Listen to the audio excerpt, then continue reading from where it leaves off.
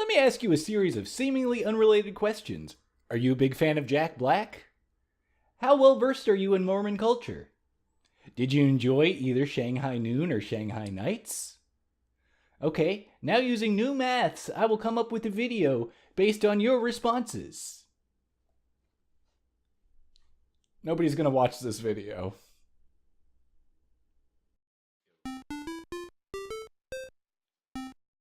Hello and welcome to a latter-day adjacent episode of Chicken and Waffles Does at the Movies, the only internet show where I tell a movie at you.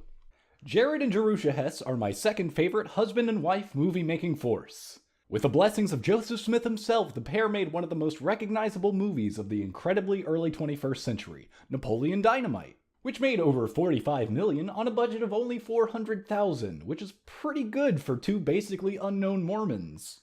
As we all know, in Hollywood, if your first movie makes over 100 times its money back, they're going to give you even more money for whatever you make next.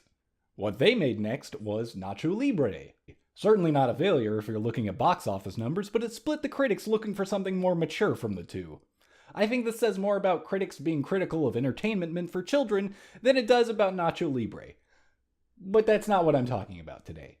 In 2009, Jared and Jerusha Hess put out their third film, and it was so widely panned that it was pulled from its theatrical release.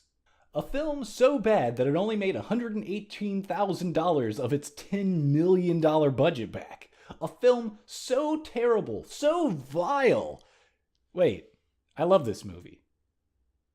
Gentlemen Broncos is a story about people who tell stories written by two storytellers who love telling stories. The movie opens with a credit sequence pulled straight from Paperback Paradise.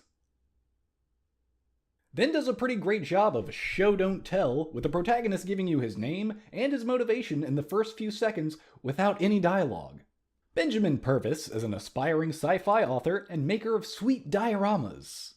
Benjamin is on his way to what Todd here calls It's the best writer's camp in the state. And it's here we learn a few key things about Benjamin. He's poor, he's homeschooled, and his mom is the thing we learn about him. He has a mom. There she is.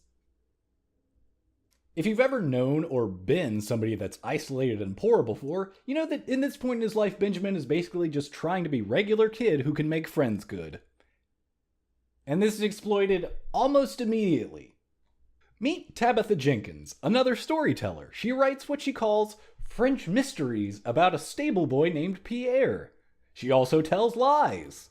You know, the other kind of story. She grifts poor Benji out of his poor kid money with some line about needing tampons, but all of her cash is in euros, because she recently came back from a trip overseas. That was in the movie. I didn't write that in the script, so it makes sense. Back on the bus, Benji finds out his money was blown on treats for not him, gets closer to Tabitha, spatially, and meets Lonnie Donahoe, a prolific filmmaker. It's the night before Cletus Fest proper, and Tabitha coaxes Benjamin into letting her read the story he brought to camp. Yeast Lords, the Bronco Years. I think I hit the mic during that take, so I'm gonna do it again. Try not to hit the mic. We also learn that Benji looks up to Ronald Chevalier, who's just a name at this point, and that a real deal book publication is his ultimate goal. This brings us to the first of the movie's dream sequences that aren't actually dream sequences, but more accurately reading sequences. Bronco is the last of the Yeast Lords, and Lord Dacius has stolen one of his nads for military research. Dennis, one of Dacius's many clones, has Bronco holed up in some kind of lab, but Bronco's kitty cat Kralex convinces Dennis to let him go. Bronco leaves the lab with 2 armfuls of discorporated balls. If you're following along at home, it's pretty obvious that Bronco is how Benji saw his dad, a master of wildlife who only used mild swears, and in real life maybe died due to a complication with testicular cancer, which is sad. Cut 2? Benjamin gets to see his storytelling hero, Ronald Chevalier, give a talk about his early works and shed some light on stuff.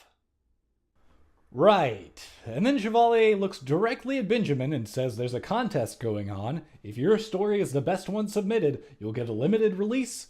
I'll personally make the cover art for it, and basically you'll have everything you've ever wanted. So now it's just a simple point A to point B, right? Except that there's still most of a movie to go. Cut to Benjamin at a Chevalier writing workshop. What must be a dream come true? And then Benjamin learns a very hard lesson for any kid. Don't have heroes. Chevalier reveals himself to be kind of a hack with an affinity for Native American tchotchkes and also just kind of a... anus.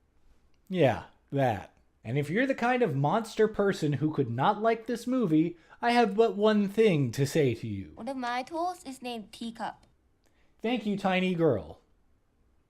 Chevalier railroads this child for asking a question, and that kind of kicks off his bad guy arc because, come on man, you gotta be a dick to this kid? To hell. Benjamin learns that Tabitha isn't all bad, and she basically goes through the whole Bronco being his dad thing that I already covered, so back off, Tabitha. Turns out Chevalier is in trouble with his publishers, and if he can't think of something better than Moon Fetus, they're gonna have to let him go. If only there was something that could inspire him. We get another touching bit of yeast lore with Bronco meeting Vanaya and Kanaya and teaming up to locate his missing yeast.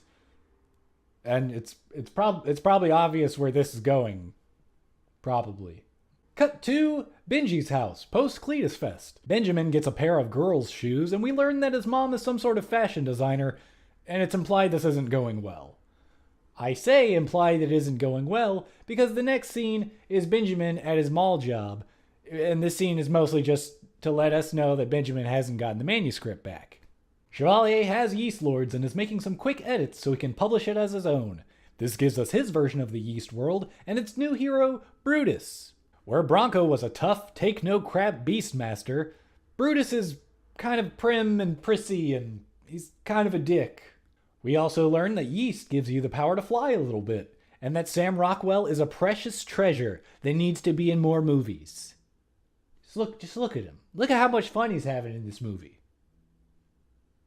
This next scene is just a strange list of things that happens. Benjamin gets a church-sponsored friend named Dusty. A snake shits on said Dusty. Benjamin's mom does this.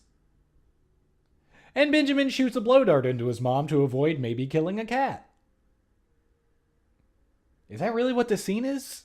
Chevalier's publishers give him the go-ahead on his version of Yeast Lords, and at this point, I think he's actually happier painting than he is writing, and it's kind of sad. I mean, I know he's the bad guy and that he stole a kid's book, but I'm allowed to be sad that a guy isn't doing what he wants to do. Benjamin gets his big break as Lonnie has decided to produce a feature film of Yeast Lords. As part of the deal, Benjamin picks up an acting role in Lonnie's current film, a romance written by Tabitha, and is tasked with bringing some nightgowns from his mall job that I established earlier. All of these things go not well. In order, Benjamin's not a great actor, and that's coming from me. Lonnie made some alterations to the nightgowns, and with the whole being poor thing, that's not good.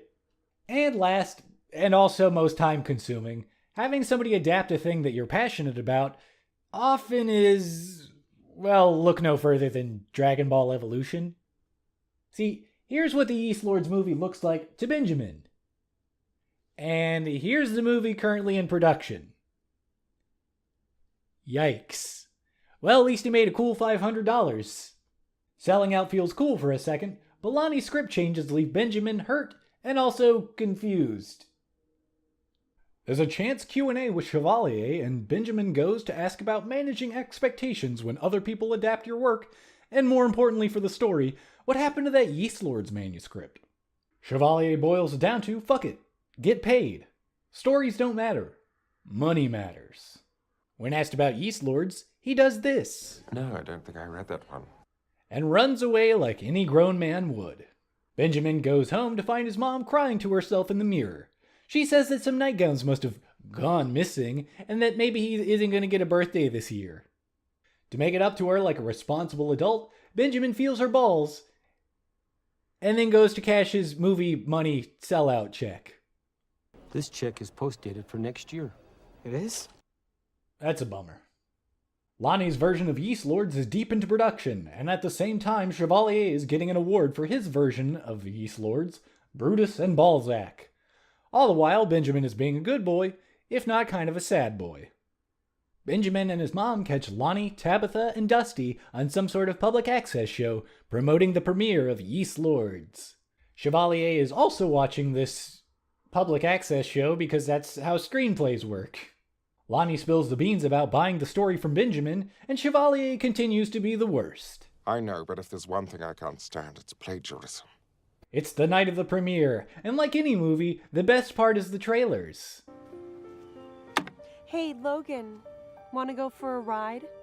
Benjamin ejects several butterflies from his stomach, and then the worst on-screen kiss ever is shared. Nobody wants to see that. It's gross. Benji gets a peek at Lonnie's vision, and Dusty gets the David Prowse treatment. I wish I could have been there for you. I don't know how long to I don't know how long to pause during these things. Tabitha takes Benjamin on his very first date.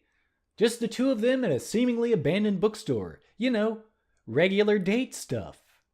Benjamin finds a display for Chevalier's Brutus and Balzac, and his hero's betrayal is finally revealed. To him. We already knew about it. A sad boy walk later, and Benjamin is visited by an angel, which is how they keep referring to Dusty.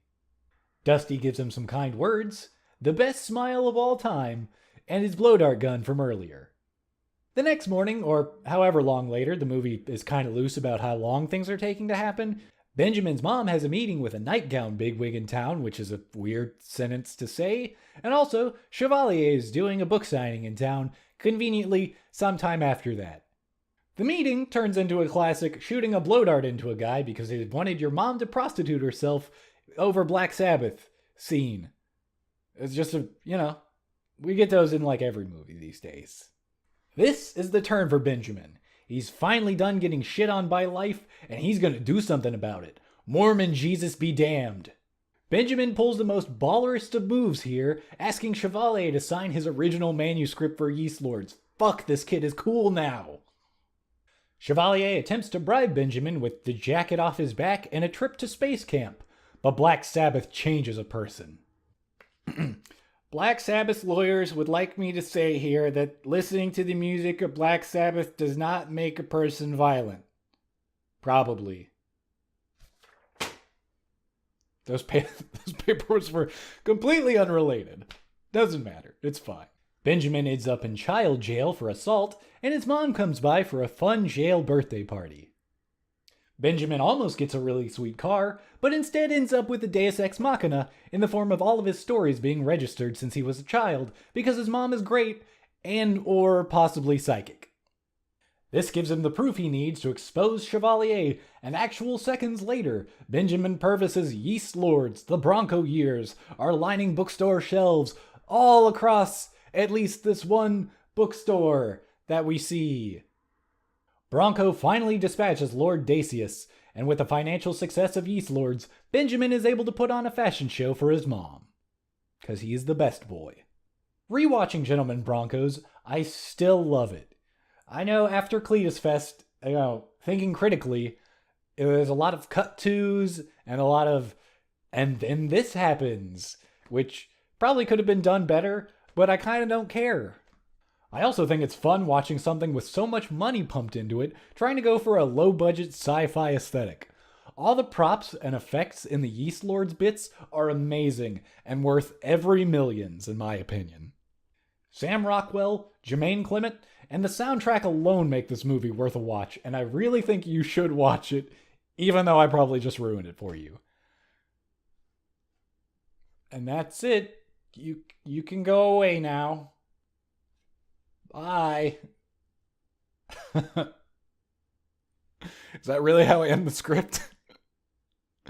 Okay, well, that's it.